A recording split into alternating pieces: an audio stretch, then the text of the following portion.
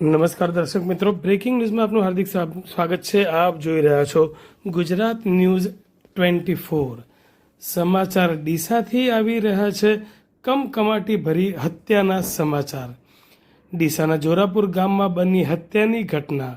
કુટુંબી ભાઈઓએ વેલાજી ગજુજી ઠાકોરની કરી હત્યા। સામાન્ય બોલચાલી દરમિયાન કર્યો જીવલેણ હુમલો। ધોકા, પાઇપો, ટોમી અને ધારિયા વડે કર્યો હુમલો। હથિયારોના હુમલાથી વેલાજી ઠાકોરનું મોત। ઘટનાને લઈને સમગ્ર વિસ્તારમાં ચકચાર। પરિવારજનોનો લાશ સ્વીકારવાનો ઇનકાર। ન્યાય ન મળે ત્યાં સુધી લાશ નહીં સ્વીકારવાનો પરિવારજનોનો નિર્ણય।